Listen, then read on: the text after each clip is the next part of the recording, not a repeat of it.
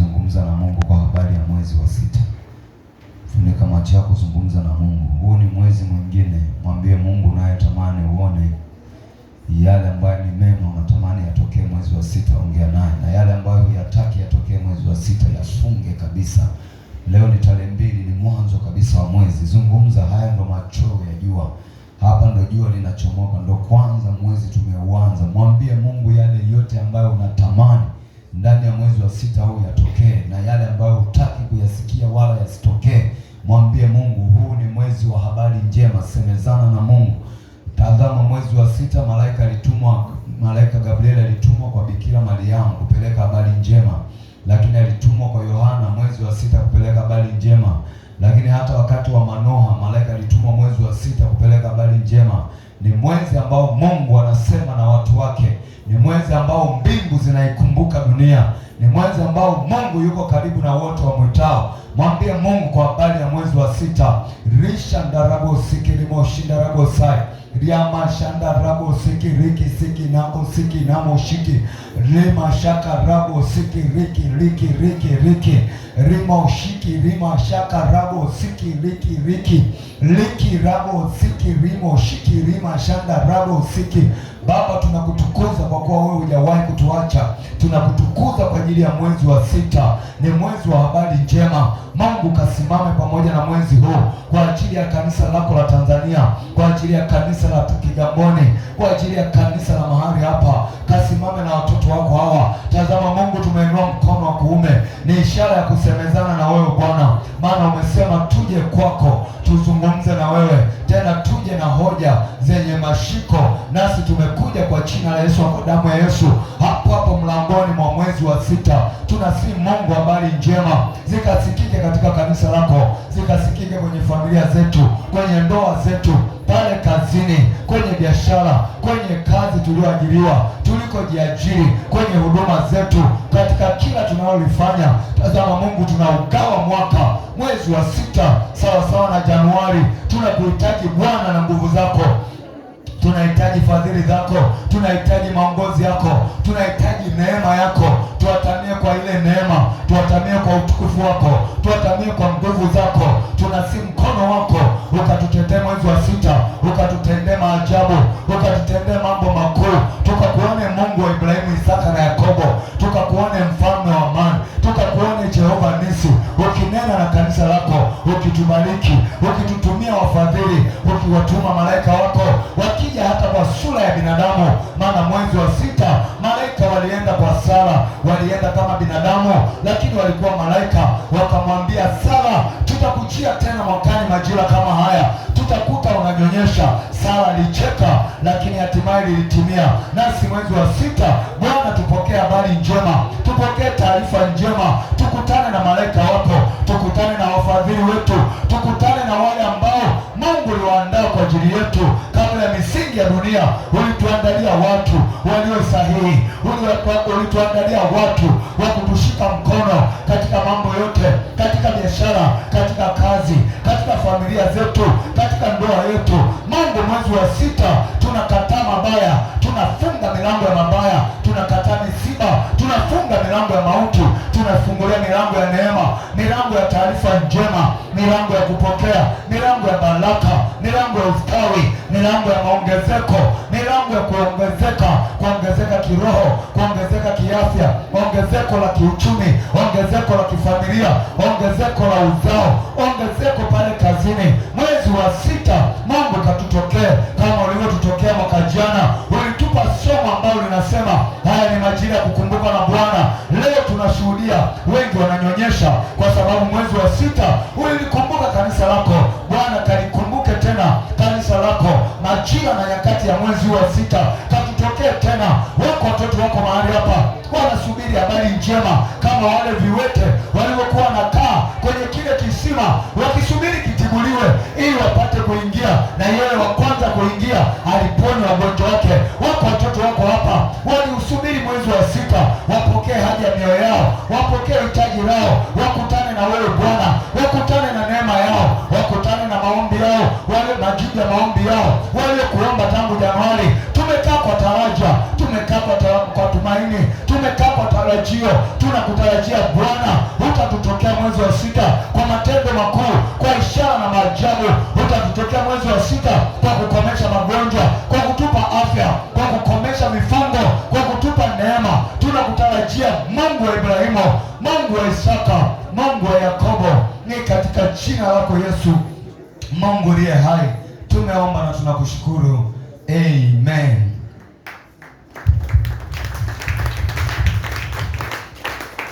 Amen. Bwana Yesu asifiwe sana. Basi kaa katika taraja hili, lakini usiache kuomba. Ni mwezi wa sita tumeingia, leo ni tarehe 2, ni mwezi wa habari njema. Bwana asifiwe sana.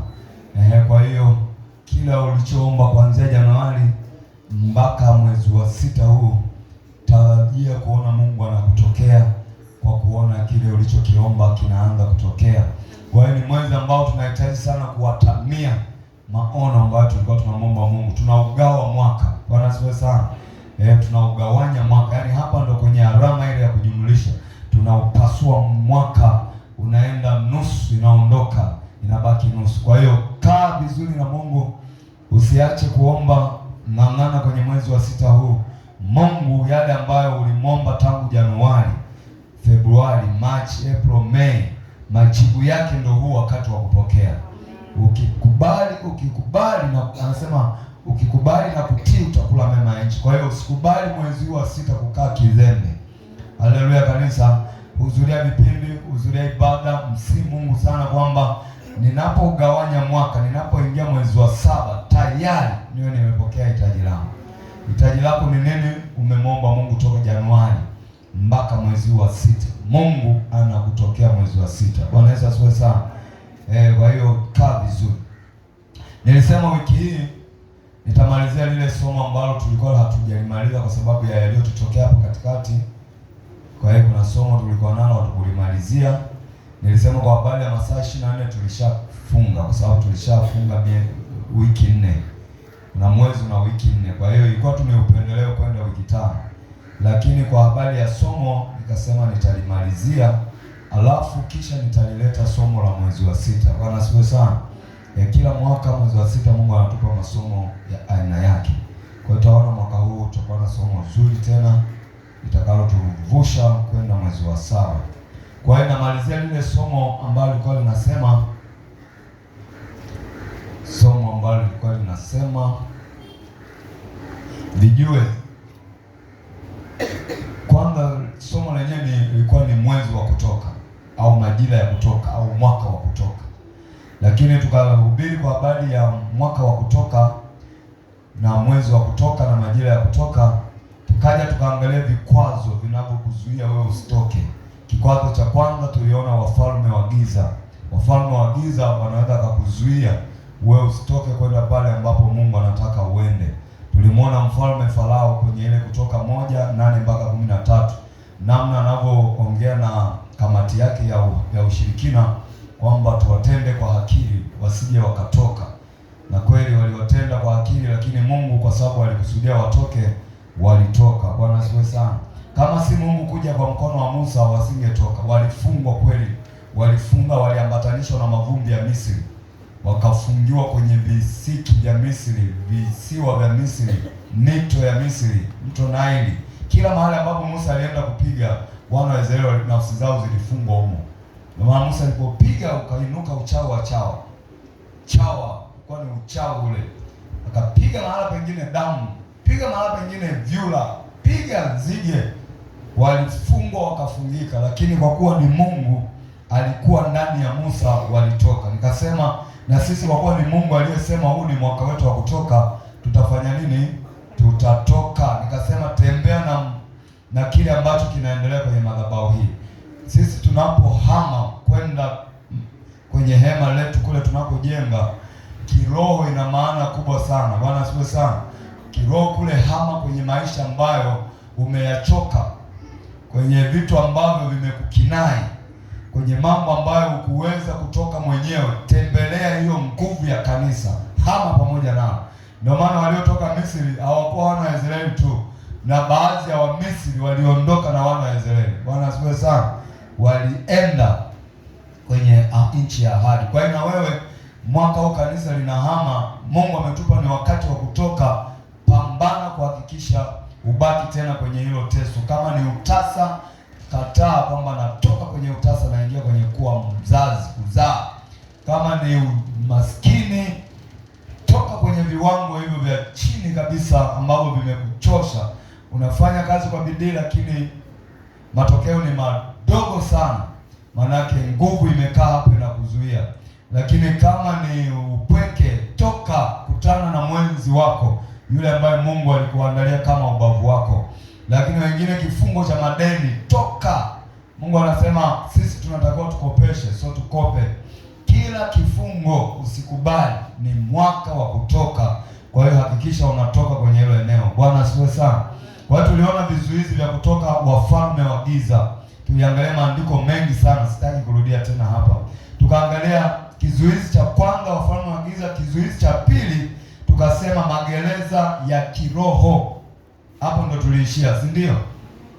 Magereza ya kiroho. Kwa hiyo leo tutaanzia hapa magereza ya kiroho. Muda ukituruhusu tutaangalia kipengele cha pili.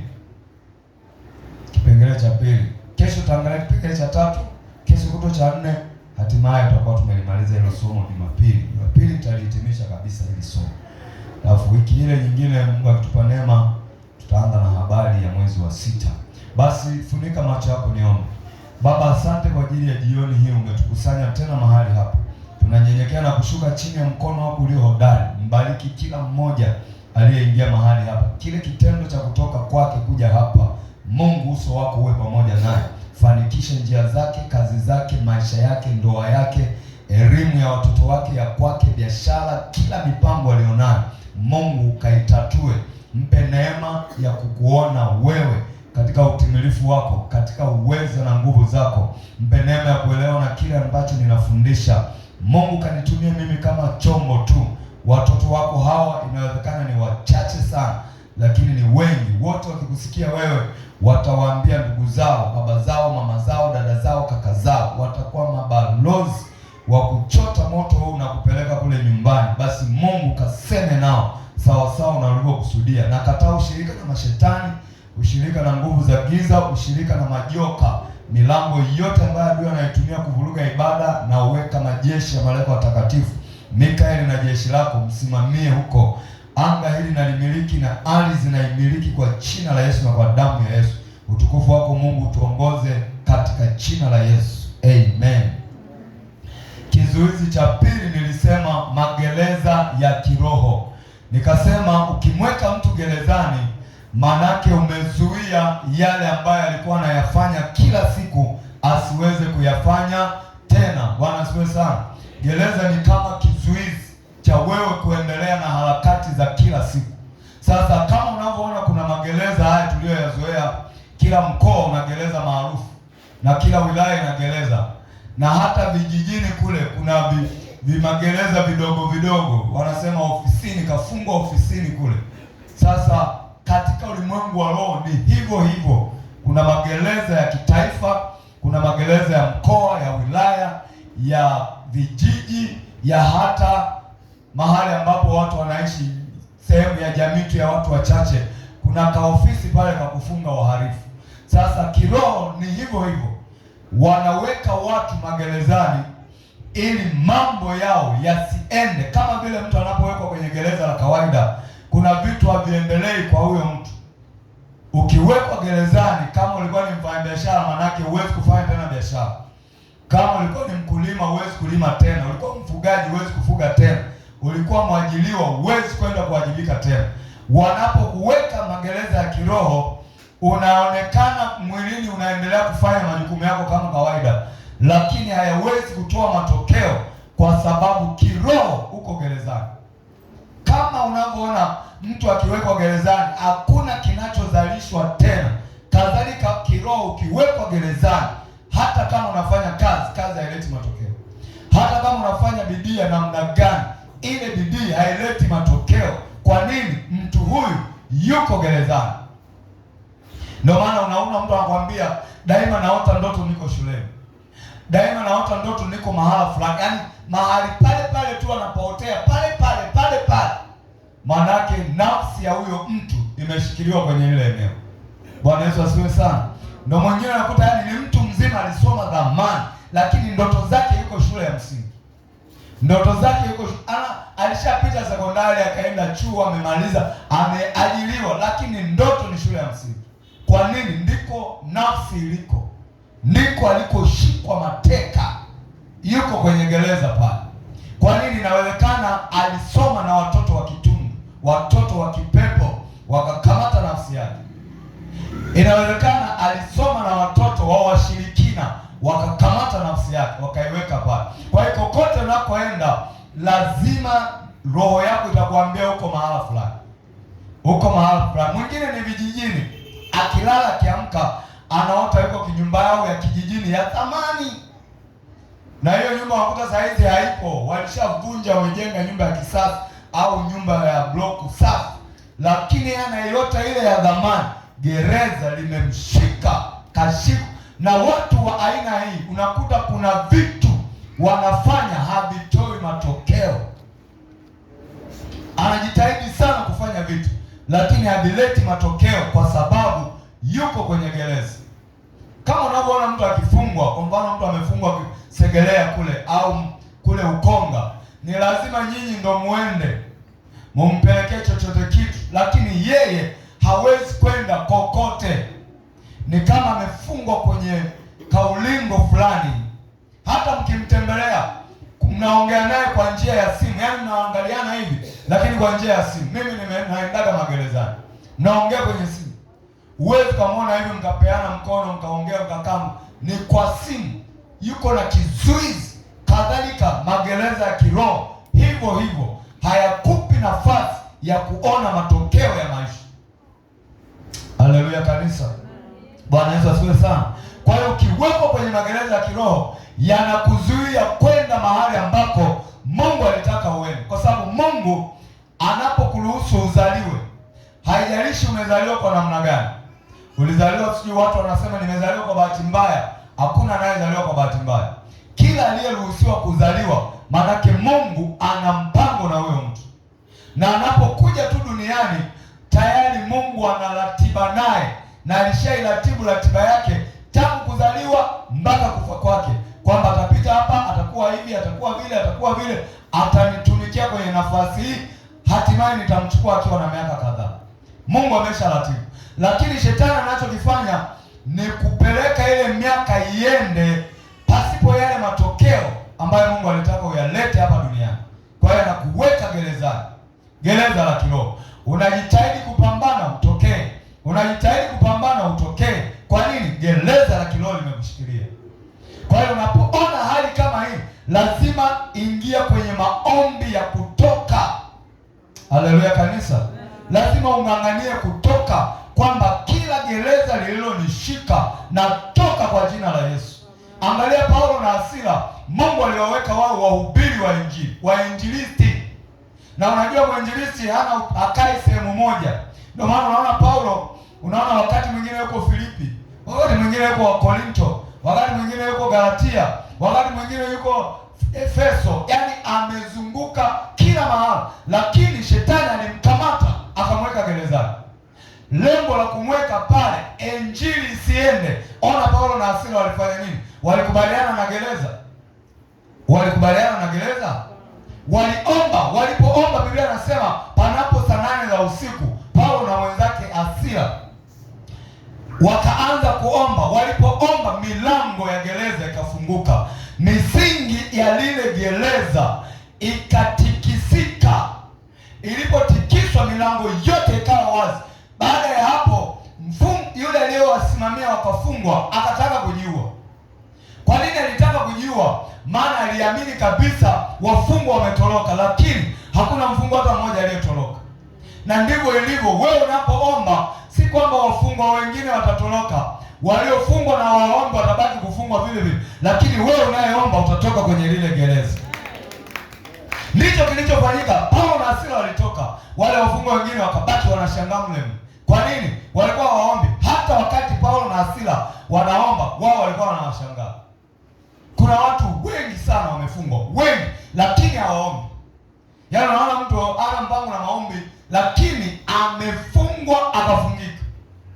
Mwambie Bwana tuombe, hawezi.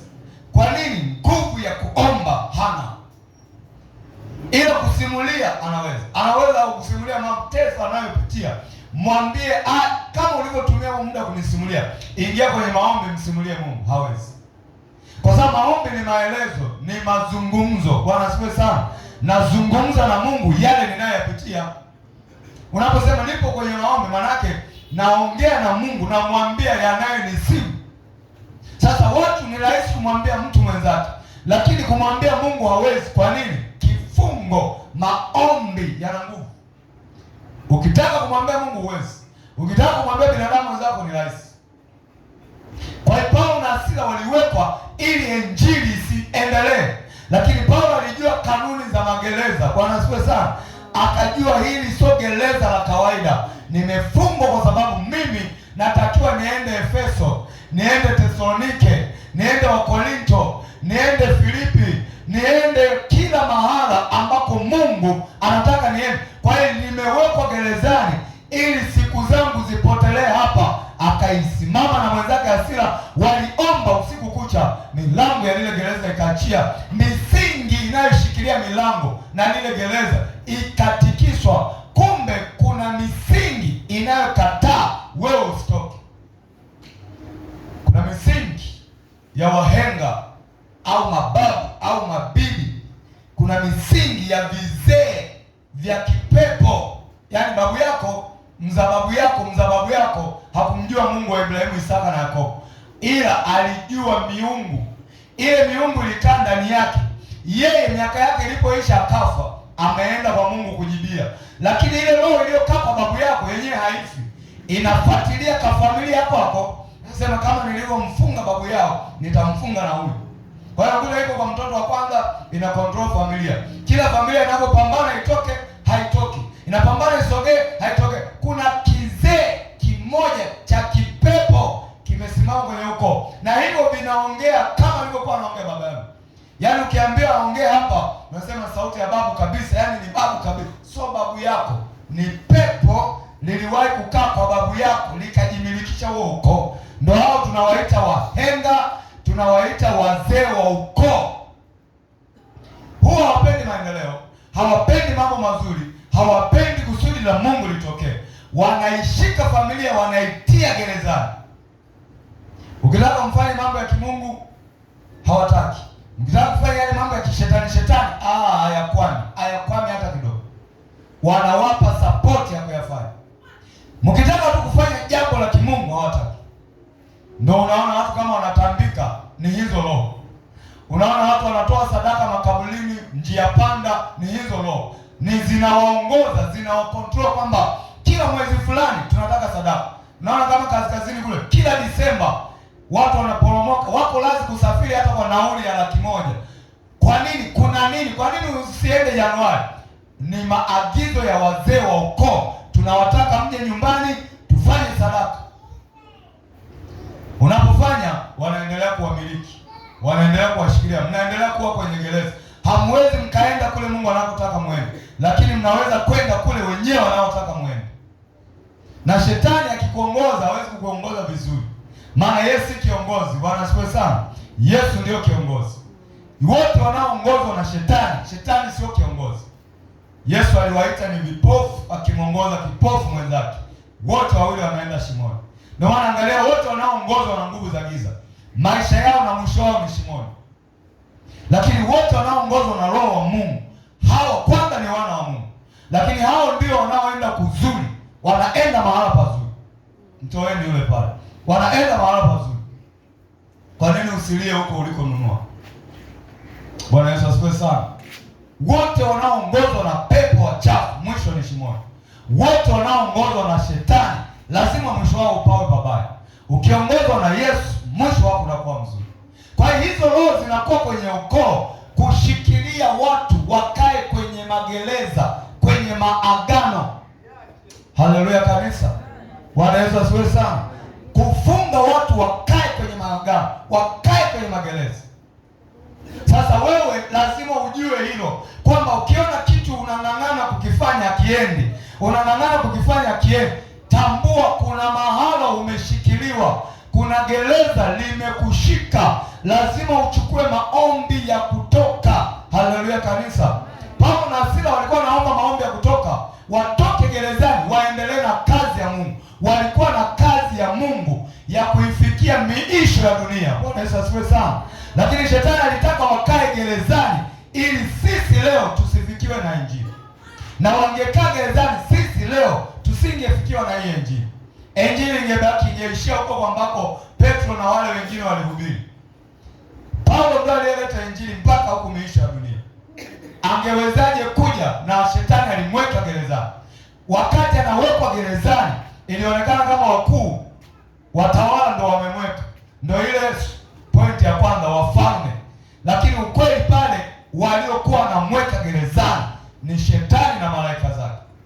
Maana shetani ni roho, haonekani. Akitaka kutimiza matakwa yake anatumia watu ambao wako upande wake. Na Mungu vile vile ni roho, haonekani. Akitaka kutimiza la kwake anatumia watumishi wake. Ni sisi ambao naona tunaongea hivi. Wewe unaniona ni mimi naongea, lakini ni Mungu anakufundisha namna ya kutoka hapo ulipokwama. Ukifuata hayo, ukiomba, unatoka. Bwana Yesu asifiwe sana. Usipofuata hayo, maana Mungu afanyeje tena? Yeye anakuelekeza ili ukianza kutendea kazi, yeye anakusaidia. Anasema nitakushika kwa mkono wangu, nitakusaidia. Si kwamba anakuja tu akushike mkono, lazima uanze kuomba, kumwita. Anasema kwenye Yeremia, niite nami nitakuitikia. Kwa hiyo lazima anza kumwita na kuita, Yesu, nimechoka kwenye kifungo hiki, nimechoka kukaa kwenye eneo hili kwa muda mrefu, naomba unitoe hapa.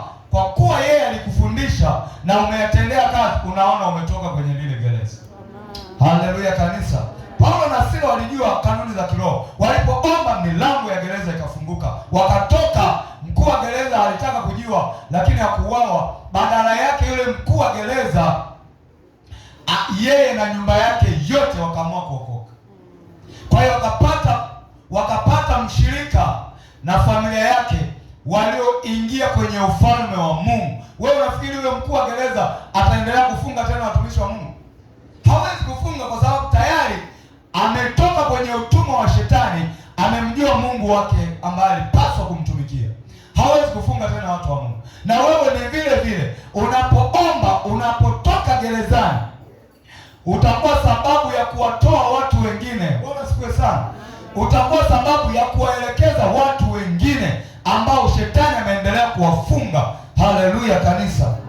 Haleluya watu wa Mungu. Tuangalie andiko lingine. Angalia andiko lingine. Hivi tumesoma andiko kweli? Nimeongea tu Matendo ya Mitume sura ya 12 mstari wa kwanza mpaka wa 11. Matendo ya Mitume 12 1 mpaka 11.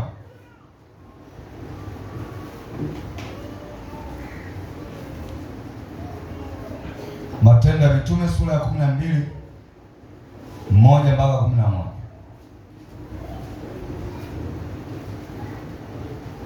Anasema, panapo majira yale yale Herode mfalme akanyosha mikono yake kuwatenda mabaya baadhi ya watu wa kanisa.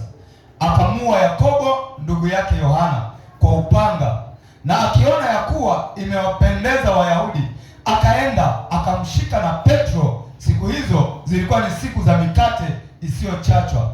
Alipokwisha kumkamata, akamweka gerezani, akamtia mikononi mwa vikosi 4 vya askari wanne wamlinde, akitaka baada ya Pasaka kumtoa na kumweka mbele ya watu. Basi Petro akalindwa gerezani, nalo kanisa likamwomba Mungu kwa juhudi kwa ajili yake. Hata wakati Herode alipotaka kumtoa usiku ule ule, Petro alikuwa analala katikati ya askari wawili, amefungwa minyororo miwili. Walinzi mbele ya mlango wakalinda gereza.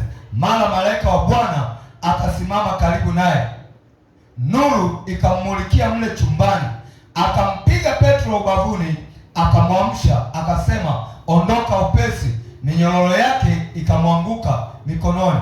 Malaika akamwambia, jifunge, kavae viatu vyako, ukafanye hivyo. Kisha akamwambia, jivike na nguo yako, ukanifuate. Akatoka nje akamfuata, wala hakujua ya kuwa ni kweli yaliyofanywa na malaika, bali alidhani ya kwamba anaona maono. Walipopita lindo la kwanza na la pili, wakaja hata mlango wa chuma wa kuingilia mjini, ukawafungukia wenyewe. Wakatoka nje, wakapita katika njia moja, mara malaika akamwacha. Hata Petro alipopata ufahamu, akasema, sasa nimejua yamkini ya kuwa Bwana amempeleka malaika wake na kunitoa katika mkono wa Herode na katika kutazamia kote kwa taifa la Wayahudi. Bwana Yesu asifiwe sana. Angalia, huyu ni Petro. Petro alikuwa ni mhubiri wa Injili, ndiye aliyepewa kuhubiri kwa Wayahudi, na alikuwa anawafanya wengi wamwamini Yesu. Lakini angalia, Herode akamua Yakobo, alikuwa ni miongoni mwa wanafunzi wa Yesu. Akiona haitoshi, akamkamata na Petro akamweka gerezani, lengo amtoe mbele za watu na yeye amue. Lakini kanisa likapata kutambua haya yanayoendelea sio Herode tu, haya yapo kiroho. Kwa nini wanauawa wainjilisti? Kwa nini wanauawa wale wanaoeneza Injili? Kwa hiyo likaingia kanisa kwenye maombi. Petro yuko gerezani, kanisa likaamua kuingia kwenye maombi, wakaomba usiku kucha kwa ajili ya Petro. Usiku ule kanisa linaendelea na maombi, malaika akashuka kule gerezani, akamgusa Petro, akamwambia, vaa nguo zako, vaa na viatu vyako, jifunge, inuka nifuate. Wanaondoka, magereza yamefungwa, walinzi wako pale wanalinda, lakini malaika anapita pale pale. Petro anaona magereza yale yanafunguka, milango ile inafunguka, lakini kwa macho ya nyama imefungwa vile vile. Lindo la kwanza, lindo la pili, wakaenda mpaka kwenye lango linaloingia mjini, na lenyewe likawafungukia. Wakaenda mpaka mahali ambapo kanisa lilikuwa linaomba. Petro akaingia pale, malaika akamwacha. Petro akatambua, kumbe sioni maono, ni kweli malaika wa Mungu amekuja kunitoa kwenye mkono wa Herode. Anasema, kweli nimetambua Mungu amempeleka malaika wake aje anitoe kwenye mkono wa Herode. Kila unapoona umefungwa mahala fulani, kuna mkono umekuweka pale. Usipoomba, ule mkono hauwezi kukuachia. Bwana Yesu asifiwe sana. Ukiomba, Mungu anafanya njia, ule mkono unakuachia. Hata kama umekushikilia, utabaki umeshika hivyo hivyo, lakini wewe hauko pale. Angalia, gereza lilibaki limefungwa vile vile, lakini ndani Petro hayupo, alishatoka. Wanafungua milango, walinzi wanafikiri kwamba yuko ndani, alishatoka. Natangaza kwa jina la Yesu, kila aliyekushikilia abaki ameshika hivyo, lakini nafsi yako, roho yako haiko pale, iwe imeshatoka mwaka huu, uende kwenye kusudi la Mungu. Milango ilibaki imefungwa, walinzi wamesimama mbele na nyuma, lakini ndani Petro hayupo. Wabaki wameshika, lakini wewe hauko pale. Watakaposema sasa tumemshika mpaka uzee wake, tufungue, hakuna kitu. Wewe upo huko, maisha yako yanaendelea, unaendelea kustawi. Ndivyo Mungu anavyotaka. Na huu mkono bila kuomba haukuachi. Kanisa liliomba, maana anayekuwa mateka wakati mwingine yeye mwenyewe kuomba hawezi. Na wewe unajua kwenye familia yako nani mateka. Wengine mna mama zenu mateka, baba zenu mateka. Unaona kabisa maisha haya ya baba haya, huyu ni mateka wa shetani. Maisha ya mamangu, maisha ya mamangu, huyu ni mateka wa shetani. Bwana Yesu asifiwe sana. Ni mateka wa shetani. Unaona kabisa maisha ya ndugu zangu hao ambao hawamtaki Yesu, hao ni mateka wa shetani. Sasa wewe usipoomba hawawezi kutoka. Petro alipokuwa gerezani, kanisa ndio liliomba. Yeye kule gerezani alilala, anasubiri tu kitakachompata kesho. Na mtu akifungwa kafungika, unakuta hata hamu ya kuomba hana. Bwana asifiwe sana. Daima mimi naonaga sana walio vifungoni hawataki kumtafuta Mungu. Si wao, kifungo kimewaminya. Wamebanwa wakabanika. Kuna binti moja alikuwa anafanya huduma mahali. Akaniambia, mchungaji, mimi tangu darasa la kwanza mpaka namaliza la saba nilikuwa nina uwezo kweli darasani. Binti anasema nilikuwa nashika nafasi ya kwanza, anayenifuatia na mwacha kwa maksi nyingi sana. Yaani mimi jumla ya maksi zote zinaweza kaa labda 1000 na kidogo, anayenifuata na 500 huko. Nimewatupa mbali. Nimeenda hivi la kwanza, la pili, la tatu, la 4, yaani mpaka shule ilikuwa inanipa zawadi. Yaani walimu wanajichanga pale, wananipa hela, wananinunulia vitu. Yaani anasema nilikuwa naipaisha shule kitarafa, kiwilaya. Anasema tunajiandaa na mtihani wa darasa la 7. Bwana Yesu asifiwe sana. Binti, tunajiandaa na mtihani wa darasa la 7. Sasa tulikuwa tunafagia maeneo ya shule. Anasema tunafagia. Nafagia hivi, akaja kijana mmoja ambaye tunasoma darasa moja, akasimama mbele yangu. Na mbona unasimamaje mbele wakati mimi naona nafagia huko? Akasema nimesimama hapa, sitaki ufagie. Sasa sitaki ufagie kivipi? Ole wako ufagie. Kumbe anatafuta tu sababu. Baada ya mimi nikaendelea kufagia, nikaja mbao kwenye miguu kule, akanisukuma. Anisukuma hivi huku nyuma, kumbe kuna mdada. Kumbe lao moja, mdada na mkaka. Anasema wote tunasoma darasa moja. Kuna mdada. Niliposukumiwa kwa yule mdada, na yeye akanisukuma. Kwani unanigusa? Nikasema nyinyi leo mna shida gani na mimi? Niko katikati. Anasema kile kivulana kikaniambia, umezoea kutuongoza. Sasa safari ole wa kutuongoza. Akasema nikajua utani. Mimi nikachukua fagio langu naenda bana. Kanivuta shati, kanichania shati. Nikasema na hapa sikubali. Kaweka fagio chini, aanza kupambana na yule mvulana. Anasema nilisukumwa, nikaenda kuangukia kwa sababu alikuwa na pembe. Mdada lakini ana pembe. Sasa nikaenda kuangukia kwenye jiwe. Ndio pengo hili mchungaji unaliona hili. Kaangukia kwenye jiwe, jiwe likang'oka, nikazimia. Sijui kilichoendelea. Kumbe nimekuja kusimuliwa baadaye na wazazi.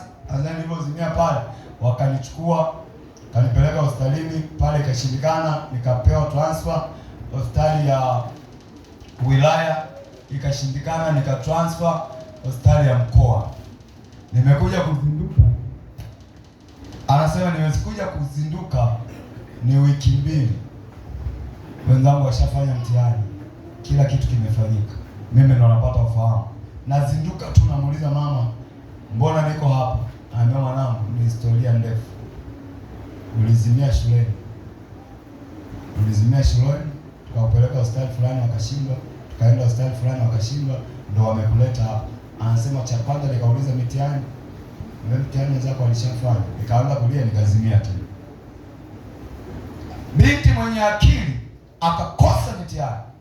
Sasa anasema mchungaji, toka pale niliporudi nyumbani, wazazi wangu na wazazi wa wale wasichana, yule msichana na yule mvulana, wakaja tu kuongea, mambo yakaisha tu kiholela. Yaani wale wakaja yaishe, ndio tena watoto sisi. Lakini mimi nimekosa mitihani. Wao wamefanya mitihani, wanaendelea na elimu. Mimi toka pale maisha yangu yakawa hapa. Anasema toka hapo sijawahi kupata raha katika hii dunia. Yaani kama waliniingizia kitu kibaya, kumbe wale kwanza walikuwa ni washirikina. Lao lilikuwa moja. Yaani ni wana wa kipepo, wazazi wao na wale wa watoto wote ni mashetani. Anasema toka wakati huo nimekuwa ni mtu wa mikosi. Nikichumbiwa na acha, nikifanya hiki na acha, nikifanya biashara ziendi, kila ninachokifanya hakiendi. Anasema mchungaji, huwezi kuamini, hapa nimeolewa, lakini wewe mwanaume aliponioa tumekaa tu pamoja kama miezi 2. Toka alipoondoka kaenda huko mjini, hatuna mawasiliano, hatuna nini. Na juzi kanitumia message, aniambia hivi, wewe ondoka, mimi sirudi. Azamani maisha yangu yamekuwa mabaya. Unaweza siwe sana. Na mengine siwezi kukusimulia hapa, nishirikishe. Mabaya. Lakini chanzo cha tatizo alikuwa anaongoza darasani. Yaani kuongoza, ana akili. Manake huyu kuna mahali Mungu alikuwa anampeleka, wamezizimisha ndoto zake pale. Nikamwombea, alikuwa anakuja kwenye maombi, nikamwombea pepo zilizolipuka ndani zinaongea toka habari za shuleni, zinasema toka habari za shuleni. Huyu ananitupia mapeni, ushindwe kwa jina la Yesu. Pepo zinalipuka mle, zinaongea, ni sisi tumemfikisha hapa, ni sisi tumemfanya hivi, ni sisi. Mchungaji, usitutoe, sisi ndio tunaharibu maisha yake. Yanaongea na mwombea yaani anabinuka yule binti. Pepo zilizojaa mle, huwezi kuamini. Lakini zinasema tangu shuleni wamemkamata, wamefunga maisha yake. Usione watu wanapambana hawatoki, iko namna kiroho wamewafunga hao watu, iko namna ya kiroho. Na akifunguliwa kule rohoni, unakuta mambo yanaenda kiurahisi rahisi. Asipofunguliwa kule rohoni, huyo mtu kutoka ni ngumu sana. Kwa nini? Kwa sababu kuna gereza limemshika. Sasa akawa anakuja kwenye maombi yule binti, na nikamwambia wewe, kwa sababu una mapepo mengi sana hapo, unasumbua sana, uwe unavaa bukta. Akawa anavaa mapenzi ndani, akianda anazunguka kama feni. Ndani ya wiki moja ananiambia, mchungaji, mume wangu wewe niliyokuambia amenitumia message niondoke, kanipigia simu jana, tumezungumza mengi. Ananiambia, mchungaji, huwezi kuamini, yaani yeye ndo ananiomba msamaha, nimsamehe sana. Kwa nini ameenda huko? Anasema yaani alijikuta tu hataki kukaa na mimi. Amenieleza mambo mazito, na hata yeye amesema yaani anakuja ili anichukue kule, tayari alishaandaa maisha, twende tukakae kule. Lakini huku mwanzo alikuwa anamwambia nisikukute wewe, ondoka tu, mimi sirudi. Kitu gani kilikuwa kinaendelea pale katikati? Walimuingizia nguvu ya mikosi ndani yake. Gereza lilimshika alisimulia vitu vinaogopesha sana, lakini ni binti. Na chanzo anasema nilikuwa nafanya vizuri darasani. Wanakuja vijana wawili wanamwambia, wewe umezoea kutongoza, sasa safari hautatuongoza. Wanatafuta sababu tu, walijipanga na wazazi wao. Na mimi nasema kila waliojipanga, na sisi tumejipanga na Mungu wetu, kila gereza litakuachia kwa jina la Yesu.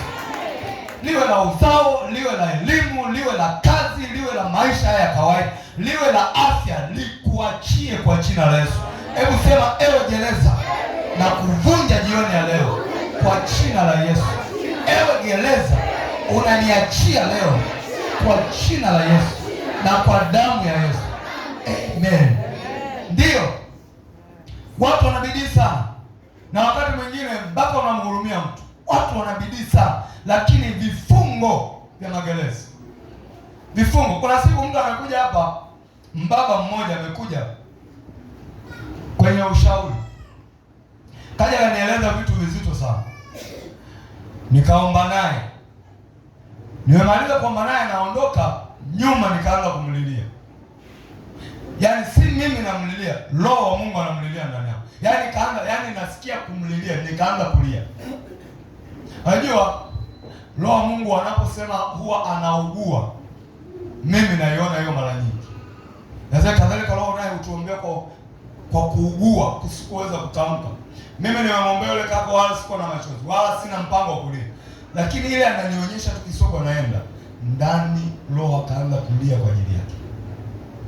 Nikainama, bahati nzuri siku yako hapokuwa na watu, kama ingekuwa foleni maana sijui ingekuwaje. Nikainama chini kirefu sana namlilia. Sasa nikajiuliza, kwa nini ninamlilia? Kumbe Roho wa Mungu anamwangalia anapoenda, mambo ambayo yako mbele yake analia na ugua. Yaani Mungu anapotupenda, anapotutazama, maswaibu ambayo adui ameyapanga mbele yako, Roho wa Mungu analia kwa ajili yako. Sasa ikapita muda, nikamtafuta, nikamwambia unaendeleaje, kwa sababu aliniacha mawasiliano. Sema namshukuru Mungu mchungaji. Siku ile ni kama Mungu alinileta kwako uniombee.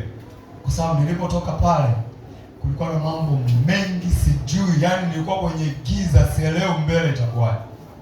Wakaanza kunishirikisha, nilikuwa na hiki, vitu vilikaa vibaya.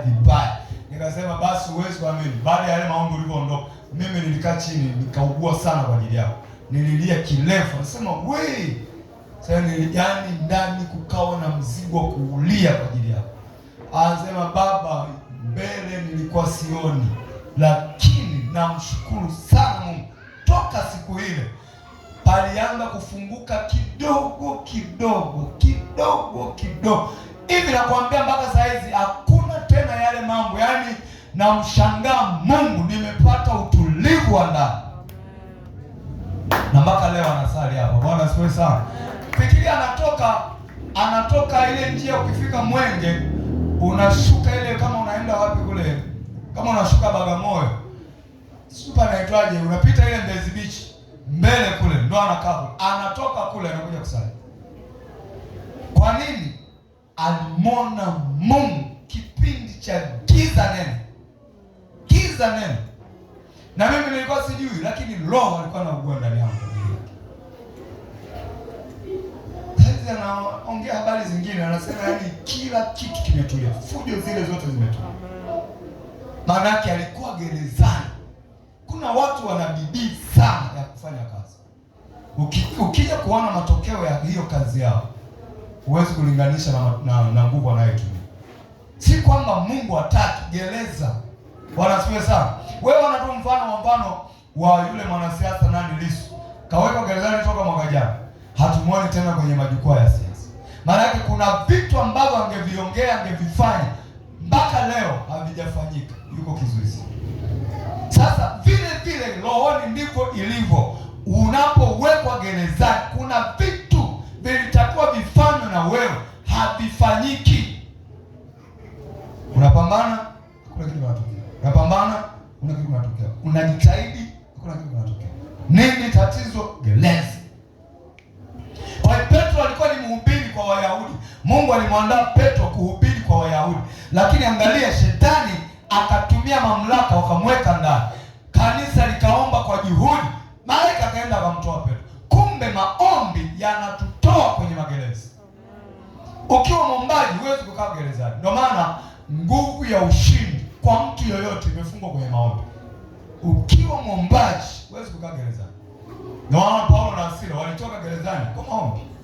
Petro anatolewa gerezani kwa maombi. Maombi ni silaha ya kuvunja misingi mibaya inayotushikilia.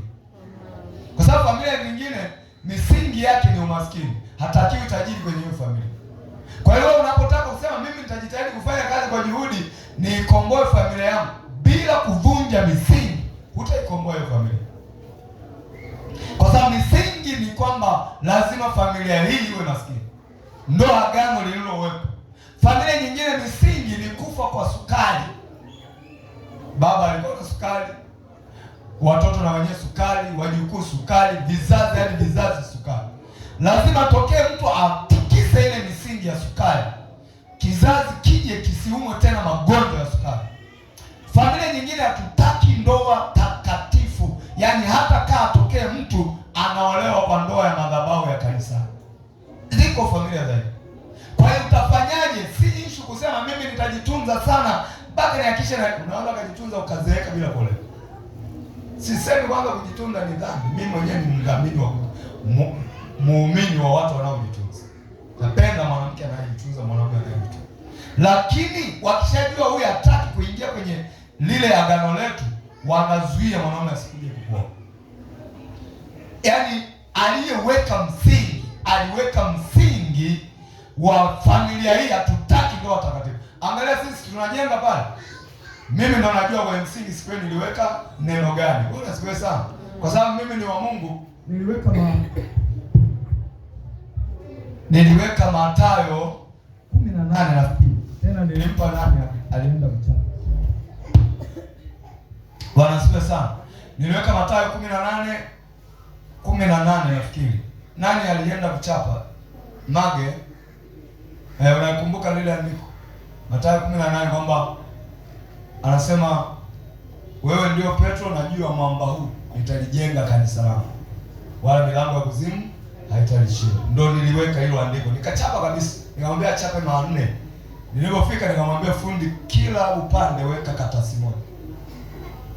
Wewe ndio Petro, na juu ya mwamba huu nitalijenga kanisa langu, wala milango ya kuzimu haitalishinda. Ndio nimeweka kwenye msingi wa lile kanisa. Wanasikia sana. Kwa hiyo mimi ndo najua msingi wa hili kanisa, milango ya kuzimu haitaki kufanya nini? Kutushinda. Kwa hiyo wengine watakuja kwenye ile madhabahu, labda sisi tumekufa, watashangaa tu, mbona ile kanisa tulijua Samueli tu, mbona hata huyu naye moto. Hata msingi niliouweka ni milango ya kuzimu haipaswi kufanya nini? Kutushinda. Sasa hiyo na nimetoa kama mfano, ipeleke kiroho kwenye familia. Ziko familia mababu waliingia msingi kwenye familia hii, hatutaki ndoa takatifu.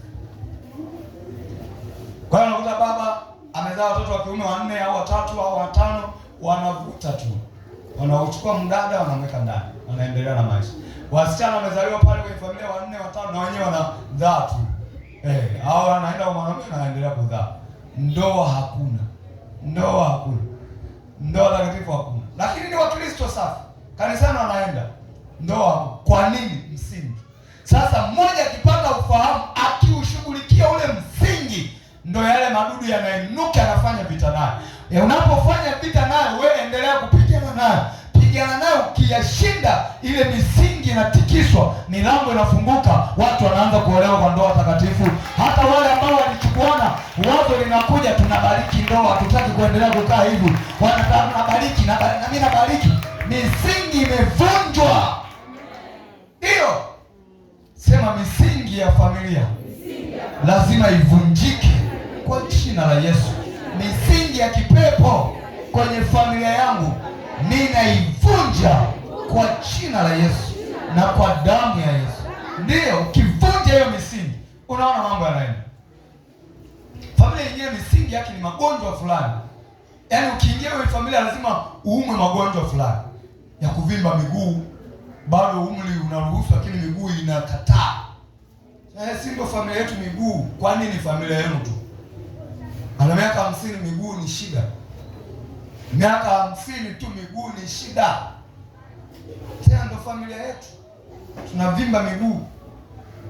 Tunavimba miguu. So familia yenu, agano lililowekwa kwenye hiyo familia ni agano la kuvimba miguu. Familia nyingine, niwahi kutana na familia moja, wanakufa mapema.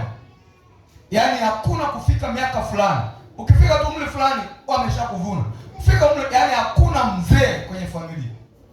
Wewe unasoma Biblia, wakati Mungu anamlani mzee Eli. Bwana asifiwe sana. Katika maneno ambayo Mungu alimwambia mzee Eli, akamwambia apata kuwepo na mzee. Na kuna laana nyingine pale Mungu anamtamkia kwamba mtakula kwa shida. Ukifuatilia ile familia mzee Eli, unakuja kwenye mpaka wakati wa Daudi, utawala wa Daudi, unakuta kuna mmoja anaomba kwa Daudi apewe angalau mkate. Ndivyo Mungu alivyotamka. Kwa hiyo kuna maagano adui ameingia na familia. Aliingia na mzee mmoja ambaye alikuwa hamtaki Yesu, akaweka mikataba mibaya, inatesa familia. Usiposhughulika nayo wewe, tarajia na watoto wako nao wapenda watapita huko. Kwa sababu wengi wanasema mimi nitapambana kwa ajili ya watoto wangu. Kama usipovunja hayo magereza, watoto na wenyewe wanapita mle. Kama unawapenda watoto, simama, bomoa hayo magereza, vunja hiyo misingi, ili wao wakija watembee kwenye mteremko. Bwana asifiwe sana. Ndio mimi nimeweka msingi, neno kwamba kanisa hili msingi wake milango ya kuzimu haitatushinda. Ndio maana sisi hata kama ibada ya jioni tunapiga mapepo, tunaharibu kazi za giza, ndio msingi wetu. Hatutaki kushindwa na mapepo. Ibada sisi bila pepo kulia ni kama naona hiyo ibada haijaenda. Raha yangu mimi kuona majamaa yanalia kama yenyewe yanavyoona raha kutuharibia sisi maisha, na mimi raha yangu kuona shetani kwenye ibada ya Shilo lazima anaharibiwa, analia. Kwa nini? Msingi. Haleluya kanisa. Milango ya kuzimu haitakushinda. Na Mungu wakati ananidhibitisha kwenye huduma aliniambia utadhibitika katika haki, utakuwa mbali na kuonewa. Kwa hiyo nimedhibitika, niko mbali na kuonewa, na mimi naitumia hiyo nafasi kuhakikisha falme za giza nazionea. Ndio, tumia na wewe hiyo nafasi kuhakikisha misingi mibovu kwenye familia yako haikai, haisimami. Ukisema watafanya, hakuna anayefanya. Wewe umepata neema, fanya wewe. Haleluya kanisa. Twende andiko lingine, Matendo ya Mitume 16. Tuko hapa kwenye gereza. Matendo ya Mitume 16 mstari ule wa 23 mpaka 26. Nimesema kizuizi cha pili ni magereza ya kiroho. Nimekupa Matendo 12, saizi Matendo 16 23 mpaka 26. Matendo ya Mitume 16.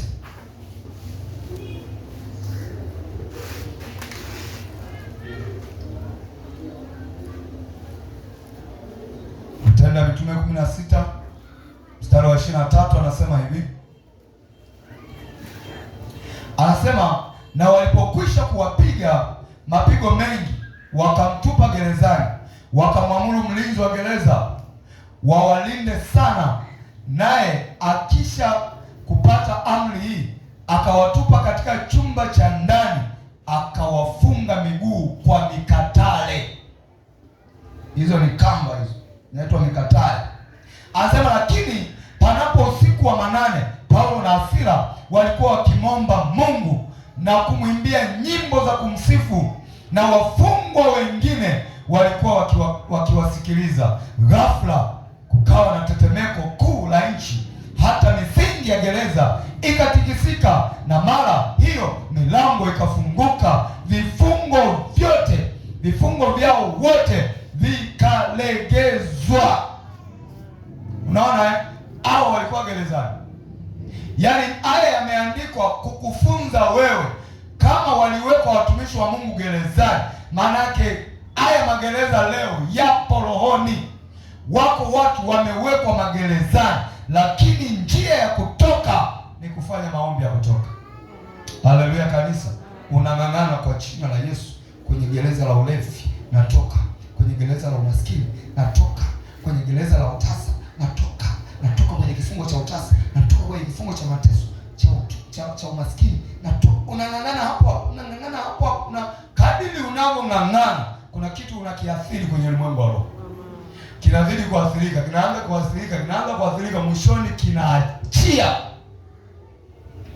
Unakipiga kleki, ile kleki inazidi kuongezeka, mwishoni ndio maana ukiamua kuomba juu ya jambo fulani, omba mpaka uone matokeo, usiishie njiani. Kwa sababu kadiri unapoomba, wewe unaweza kuona hakuna kitu. Mbona nimeomba mwezi huu wote? Mbona nimeomba mwaka jana? Gereza lako msingi wake ulikuwa na ukubwa wa aina gani? Wengine misingi yake ni kama ngome ya Yeriko, lazima uizunguke miaka 7. Wengine misingi yake ni midogo, akipiga wiki moja tu kalishashuka na mambo yanaanza kwenda.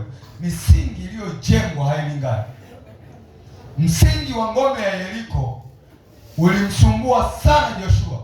Ndio maana ulipoanguka Joshua akasimama kulani nchi ya Yeriko.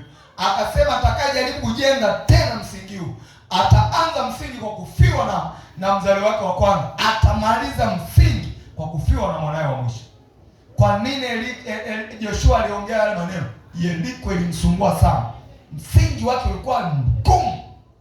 Sasa hatulingani. Mwingine ngome yake ni ndogo, mwingine ngome yake Yeriko yenyewe inasubiri. Kwa hiyo inabidi upige bila kukata tamaa. Hata hujaona matokeo miaka mingapi, endelea kupiga, kwa kuwa unajua unachokifanya. Siku moja utaona misingi ile ikiharibika. Ikiharibika tu milango huwa inaachia yenyewe. Bwana asiwe sana. Utaona yale uliyokuwa unaombea naanza kutokea. Sema hii jambo nimeliombea sana, hii jambo nimeliombea sana kwa miaka mingi sana. Kumbe ile misingi umeshaiharibu. Unapoishia njiani unaishia kuacha nyufa tu. Umeacha vinyufa kule. Na lakini si kuacha nyufa. Hapa Paulo na Sila waliomba, anasema misingi kaanza kuharibika. Ilipoharibika milango ya gereza ikafunguka. Tuliandikiwa sisi tujifunze kanuni ya kiroho. Bwana asifiwe sana. Twende Isaya 42. Isaya 42, niko kwenye pointi hiyo ya gereza. Vizuizi vya kutoka ni magereza ya kiroho. Isaya 42 mstari wa 22. Isaya 42 mstari wa 22. Gereza la kiroho ni vizuizi vya kutoka. Isaya 42 mstari wa 22 anasema hivi: lakini watu hawa ni watu walioibiwa na kutekwa, wote wamenaswa katika mashimo, wamefichwa katika magereza. Naona watu wameibiwa, wamefichwa kwenye magereza. Isaya anaongea kama nabii. Nabii haongelei magereza haya ya kawaida, kwa sababu haya yanaonekana. Nabii huwa anaongea vitu visivyoonekana. Anaongelea gereza ambalo wewe hulioni lakini lipo. Anaongea vitu vya rohoni. Anasema ni watu walioibiwa, wamenaswa kwenye mashimo, wamefichwa magerezani. Umefichwa kwenye gereza fulani. Hilo gereza ulilofichwa, na unaona ndoto zako zote unaota huko hapo. Naota kijijini sana, naota kijijini huko kwenye gereza, umefichwa. Naota shule ya msingi umefichwa. Naota kwa bibi, kwa babu, kwa bibi kwenye nyumba la zamani, umefichwa huko. Umefichwa huko. Mimi nilifanya biashara Ilala kwa miaka mingi kweli. Bwana siwe sana. Kumbe waliishika nafsi yangu pale Ilala. Sasa ikawa kila ndoto niko Ilala kwenye lile duka. Kila ndoto niko Ilala kwenye lile duka. Nasema hii haiwezekani. Mimi nilishatoka huko. Kwa nini ndoto zangu zote niko Ilala kwenye lile duka? Tena nafanya biashara ile ile ndio kwa. Wakati vile mhubiri wa Injili. Kwa nini yani nikilala niko nafanya ile biashara? Hapana, nikasema hii si sawa. Sikubali. Nilishaacha hiyo biashara siku nyingi. Kwa nini bado nafanya ile biashara? Wakati mimi natakiwa sasa nione na mhubiri, nione naombea watu, nione sijui napewa maandiko. Kwa nini naona niko kwenye lile duka? Nikajua kuna kitu nilifanyiwa. Na ni kweli kwenye lile duka mimi nilifanywa vingi. Nilishalitolea ushuhuda mwingi tu. Sasa nikaingia kwenye maombi, na natoka Ilala. Natoka kwa jina la Yesu. Natoka kwenye duka nililoko nafanya. Na itoa nafsi. Haiwezekani mimi niko Kigamboni, nafsi yangu ilale kule Ilala. Kaingia kazini. Piga mpaka leo hii sijawahi, nina muda mrefu sijawahi kuota tena niko pale. Ilikuwa kama kamtindo fulani. Uko pale unauza biashara ile. Yaani mimi nipo kwa nafsi yangu inashikiliwa huko. Nafsi yangu. Ndio maana Daudi anasema kwenye ile Zaburi ya 103, nafsi yangu rudi lahani mwako. Rudi lahani mwako. Maana yake kuna mahala ilishika. Anaiambia rudi lahani mwako. Rudi. Na wedhani mimi niko huko, wewe umeshikiliwa, rudi lahani mwako. Wengi wamekamatwa mahala fulani. Linakuwa gereza. Na ukikamatwa unakuta hakuna kinachosogea. Hakuna kinachosogea.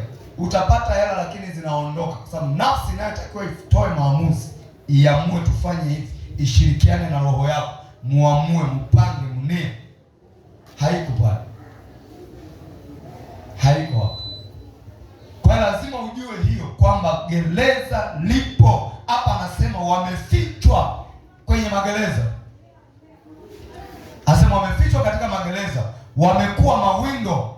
Anasema wala hapana okoaye, wamekuwa mateka, wala hapana asemaye rudisha. Kumbe Mungu anataka wawe watu wa kuokoa, kama kanisa lile lilivyofanya. Petro amefichwa gerezani, kanisa likafanyaje? Likasema rudisha kwa jina la Yesu. Petro akarudi. Petro amefichwa gerezani, kanisa likaomba wakaomba kwa juhudi. Paulo na Sila wamefichwa gerezani, wao wenyewe kule gerezani wakakataa. Wakasema tukae huko gerezani. Wakaomba, misingi ikapasuka, milango ikaachia, wakatoka gerezani. Wewe inawezekana hakuna anayekuombea. Omba mwenyewe uwe Paulo na Sila wa leo. Pasua misingi, toka kwenye hilo gereza. Hata kama ni la ukoo. Haleluya kanisa. Hata kama ni la ukoo. Hata kama aliyekuficha ni ndugu wa karibu. Maana wengine wamefichwa na wazee wao wa karibu. Babu wamekuficha. Au bibi mzabidi amekuficha kule. Toka, kataa. Mwambie Mungu, Paulo na Sila walikuwa na hali moja na mimi. Waliomba kwa juhudi, gereza misingi yake iliachia. Na mimi nasimama kama Paulo wa kizazi changu. Kila misingi ya familia iliyonishikilia na ivunje ninakuja na ninatoka kwenye gereza hilo. Mungu anafanya. Usipoomba unabaki pale pale. Kuna watu walitakiwa saizi wao maisha mengine, lakini wameshindwa kuiharibu misingi. Misingi imewashikilia. Misingi imewashikilia. Kuna mtu nilienda nyumbani kwake, aliniita kufanya huduma. Mama aliniita kufanya huduma. Huo ushuhuda nilishausema, lakini acha nikwambie. Sasa tukiwa pale tunafanya, kwanza tu nimeingia, unajua watu wengi wana tabia, mtumishi wa Mungu akija nyumbani ndio wakuta hata CD pale inaimba nyimbo za kuabudu, nyimbo za kwaya. Ukitoka tu yuko kwenye masizoni yake. Kumbe unaharibu mwenyewe uwepo wa Mungu nyumbani. Kwa hiyo alipoona tu nimefika, kaweka nyimbo za kuabudu. Kaweka nyimbo za kuabudu, wimbo ambao nilikuwa naupenda sana. Penda sana. Kuna wimbo yani ukipigiwa unakuwa kama ni wimbo wako wa siku. Kwa hiyo ule wimbo unaimba tayari uwepo wa Mungu kaa uko pale. Shukuru Mungu, nimeomba. Yeye anahangaika kunitafutia soda. Mimi tayari uwepo wa Mungu pale unabubujika. Anakuja na soda zake. Pale nikaanza kumwambia, Bwana asifiwe sana. Nikamwambia, mbona Mungu ananishuhudia wewe umepanga hivi na hivi? Mbona Mungu ananishuhudia wewe umekusudia hivi na hivi? Mbona Mungu ananiambia, yule dada akakaa chini akaanza kulia. Bwana asifiwe sana. Alipanga kwamba mwezi wa 6 ukipita alikuwa amelima huko mkoani. Niende nikavune mahindi yangu na mpunga wangu niwaachie wanangu chakula. Alafu mimi mwenyewe najiua kwa sababu ya maumivu ya ndoa. Kwa hiyo anasema natumii tu nivune yale mahindi na ule mpunga niwawekea wanangu chakula, najiua. Maumivu ya ndoa. Roho alipoyafunua yale, akakaa chini akaanza kulia. Akasema ni kweli kabisa, nilipanga nikivuna tu ninywe sumu nife. Nimechoka maisha haya. Kumbe ni mpango wa adui. Lakini Roho kanishuhudia kwamba hata mume wake alitakiwa kazini au amepandishwa mshahara, amepandishwa cheo toka mwaka fulani. Kaingia kwenye maombi pale, tuliomba. Wazo la kujua tena lilikuwa hakuna. Kumbe ni madudu tu yamekaa pale ndio anamfundisha huo ufahamu ujiue. Yakafumuka yale madudu. Ni sisi ndio, ni sisi. Kwa nini mmetujua? Kwa nini mmetujua? Ni sisi. Toka kwa jina la Yesu. Hafi mtu hapo. Yakafukuzwa pale. Dada analia pale anabubujika tu. Sema na bahati yako Mungu anakupenda. Maana yeye angekuua kweli. Wewe mwenyewe ulifikiri unapanga vizuri, kumbe alikuwa anapanga haya. Hayakuchukua muda, yule mume wake kazini kule akampandisha cheo na uhamisho akapewa, akahamishwa mahala pengine. Cheo kikapanda na mshahara ukapanda. Angalia, alitakiwa, Roho anasema haya yalitakiwa yafanyike toka miaka kadhaa iliyopita. Yaani kumbe gereza linakufanya ukae mahali ambapo hata Mungu hakutaka ukae hapo. Amebaki nafasi moja, mshahara ule ule, hapandishi cheo, habadilishi maeneo. Kumbe ni kuzimu imemshikilia. Mungu akayafunua yale. Alipoyafunua, muda si muda kaitwa, kaongezwa mshahara, kapandishwa cheo, kahamishwa, kapelekwa eneo lingine. Sasa niambie, kama si Mungu, anataka nibaki pale? Kuna mambo wewe unaona yamekwama mahala fulani muda mrefu, unafikiri ni kawaida. Si kawaida. Haleluya kanisa. Si kawaida. Hiyo ndio tabia ya gereza, kukubakiza eneo moja.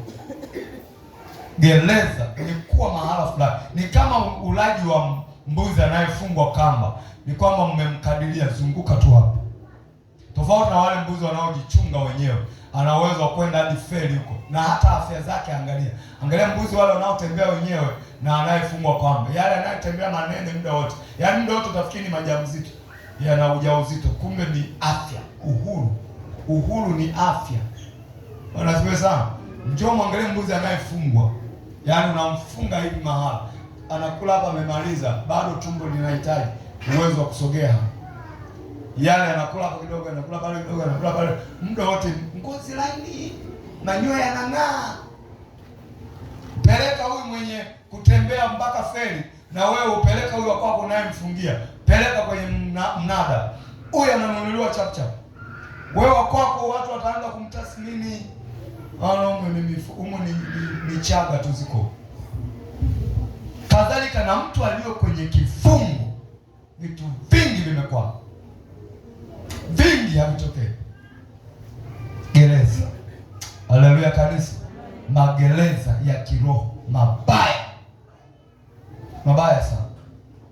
Hayo magereza yalimtesa sana Ibrahimu, mpaka Mungu alipomtokea na kumwambia ondoka katika nchi ya baba yako na mama yako, nenda kule, huko nitakubariki. Kumbe kuna maeneo mengine mpaka utoke ndio ufanikiwe. Bwana asifiwe sana. Haleluya kanisa. Mungu alimwambia Ibrahimu, toka, ile eneo halifai. Hujawahi kuona unakaa eneo ni kuumwa, ni magonjwa makubwa mazito yanayokula hela, ni hiki. Ukitoka ukienda sehemu ambayo Mungu anataka uende, unashangaa mambo yanabadilika, hata afya yako inabadilika. Eneo lingine ni uvuli wa mauti, ni bonde la uvuli wa mauti. Ndio maana kutoka ni muhimu, lazima utoke mahala fulani kabisa. Yako maeneo ni uvuli wa mauti. Hata ulime tembele alikubali, ili tembele ambalo alikatai mahala, yako maeneo kipanda alikubali. Juzi nilienda eneo moja, nikakuta vitu vingi vinaharibika, nasema hapana. Mungu akanifundisha kitu, nikakamata yale mavumbi, kaanza kuyasemesha, alafu nikayarusha juu hivi, kasema nimeharibu mauti kwenye hili eneo. Bwana asifiwe sana. Kweli bwana. Nimeenda mara ya pili tofauti, au ndani roho ananishuhudia, si uliomba? Unashangaa nini? Si uliomba? Yako maeneo ni uvuli wa mauti. Ndio maana Paulo katika injili zake kuna maeneo Roho Mtakatifu anamwambia hakuna kushuhudia, usifanye chochote, pita njia. Kwa hiyo Mungu anapoona upo kwenye eneo ambalo yeye anajua ile eneo huwezi kufanikiwa, lazima atakwambia ondoka. Toka wewe katika nchi ya jamaa yako na baba zako, nenda mpaka kule, alafu mimi huko nitakufanya kuwa taifa. Sasa hii kiroho ndivyo ilivyo. Bwana asifiwe sana. Sikwambiwa hame Kigamboni, hama kule rohoni. Bwana asifiwe sana. Ukihama kiroho, maeneo ambayo umeshikiliwa, kama mimi nilikuwa nimeshikiliwa Ilala wakati nalala Kigamboni, kwa sababu nilielewa, nikakataa. Hata mama Eliza aliwahi kunishirikisha, yule mzee wetu wa kanisa ananiambia, huo mwanzo alikuwa anapanga, baadaye akajenga huko alikojenga Mbagala. Anasema yani analala Mbagala, anaona kabisa yuko hapa. Yaani mpaka asubuhi akiamka anaona yuko hapa. Mpaka arudishe hisia, niko Mbagala. Akasema hapana, baba alishatufundisha, haiwezekani nilale huku Mwanadilato alafu naona niko Kigamboni. Baba, kwa jina la Yesu, akaanza kuomba. Anasema toka siku ile kwisha, haoni tena akiamka. Bwana asifiwe sana. Nafsi yangu rudi lahani mwako. Kuna maeneo anatabia kukushika kikushika kule kokote unakoenda, wenzako wanakusomea hapo. Yuko wapi saizi? Yuko mahali fulani. Ana mpango wa kupata hela wiki, ana mpango wa kusafiri, ana mpango wa kukutana na mfadhili wake, ana mpango wa wanakusomea hapa kwa sababu wamekuweka hapa. Lakini ukitoka ladha zao hazisomi. Ukitoka wakitafiti hautafutikani, hawakupati. Kwa nini? Umetoka pale walipokuweka.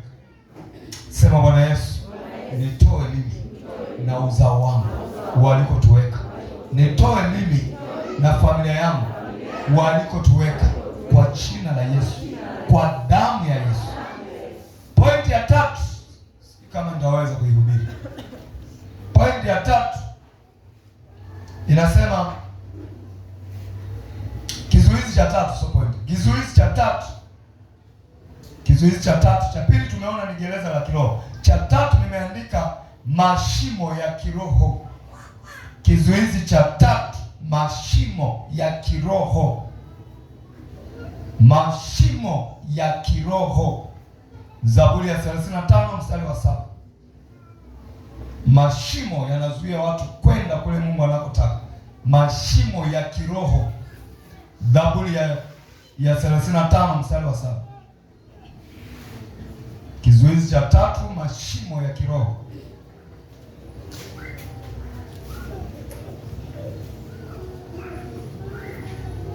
Zaburi ya 35 mstari wa 7.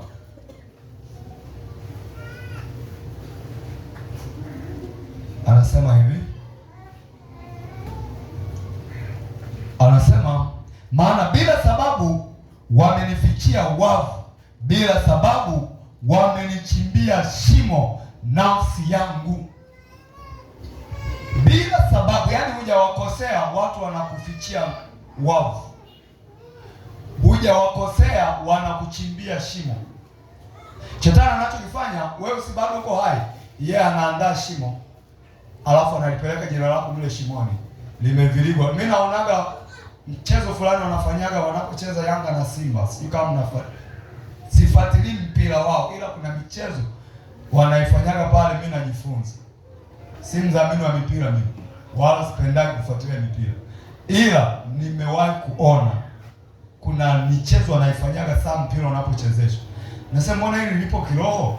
Unakuta Yanga na Simba wanacheza labda kesho, leo unakuta wameandaa geneza na limeandikwa Simba. Umewahi kuona hiyo geneza kwamba tunaenda kumzika Simba? Lile liko kiroho. Na Yanga nao unakuta kule wameandaa geneza, wanasema tunaenda kumzika Simba. Kwa Simba na wenyewe wameandaa geneza, wamefunika lile litambara la Yanga lile, anaomboleza, analibeba kabisa, tunaenda kumzika. Ile ni kiroho kabisa. Shetani anachokifanya, wewe uko hai, yeye anaandaa shimo, anapeleka jina lako kule shimoni, anafunika na sanda kabisa, sasa nimemzika fulani. Anapofanya hivi, wamezika maisha yako. Hapa angalia Daudi anachosema, bila sababu wamenitegea wavu, bila sababu wameichimbia shimo nafsi yangu. Wanapeleka jina na sanda na kila, yani wanafanya taratibu zote za kuzika, kana kwamba wanakuzika kweli, kumbe wanazika kiroho kwanza. Wakishafanya hizo taratibu, wewe mwili kupokea ni rahisi. Haleluya kanisa. Nilimwambia mtu mmoja, alinipigia simu asubuhi, akasema hivi, nililala jana, kuamka siwezi. Tangu kwenye ndoto anaona kabisa amelala, yani wamemwandaa kabisa kama wanavyoandaa mwili. Hawezi kuamka kwenye ndoto kule, hawezi, anapambana amke, anapambana amke, kajinyosha kabisa. Anasema mpaka nimekuja kushtuka kwenye ile ndoto, nimejinyosha kama maiti.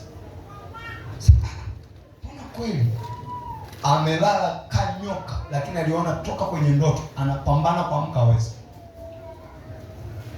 Anasema yani sasa hizi nikilala ni ndoto za kifo tu, najiona mara nimezikwa, mara nimefanya hivi, na kwenye simu ananisimulia.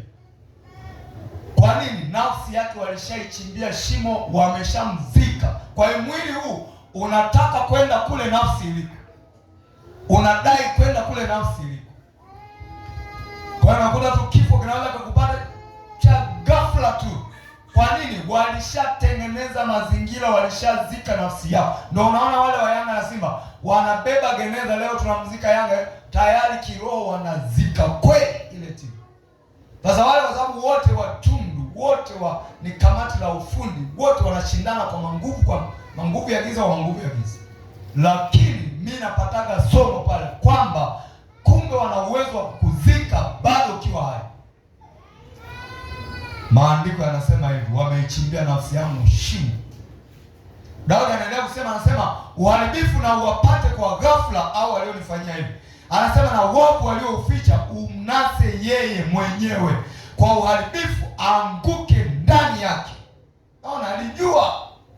Na anasema yeye mwenyewe aingie kwenye hilo. Na sisi ni hivyo hivyo. Unapoomba maombi ya kutoka, unamwambia Mungu, aliyeniandalia geneza, aliyeniandalia shimo, hilo shimo namuingiza yeye mwenyewe, mimi naitoa nafsi yangu shimoni.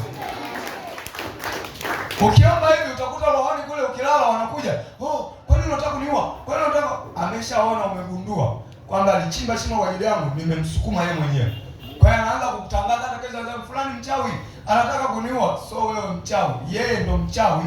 Wewe umegundua hila zake, umeipeleka nafsi yake. Na Mungu akikufundisha kuomba, ukiipeleka nafsi yake, kutoka haiwezi kutoka. Yeye ndo ataifuata kule iliko. Sisi hata wakitupeleka, tukisimama kwa jina la Yesu, tunatoka kwa jina la Yesu. Angalia, Lazaro walimpeleka kwenye Yohana 11:43 mpaka 44. Lazaro alipelekwa kule, lakini Yesu akamwita akatoka. Kwa nini alimtoa? Haikuwa wakati wa Lazaro kufa. Haikuwa wakati. Yohana 11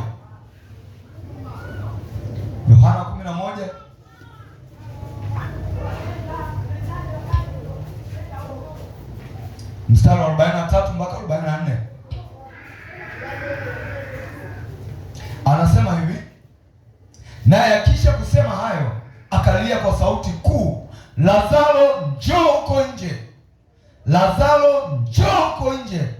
Akatoka nje yule aliyekufa, amefungwa sanda miguuni na mikononi, na uso wake umefungwa leso. Naye Yesu akamwambia, mfungueni mkamwache aende zake. Walimzuia asiende kwenye mafanikio yake, walimfunga wakamweka kaburini. Mashimo ya kiroho yapo, mashimo ya kiroho. Siku moja tuko hapo kwenye maombi, aliniambia hiyo mshirika mmoja, alinitumia message, sasa baba, wakati tuko kwenye maombi, anasema ili nimeiona huo mchezo kama wiki mbili.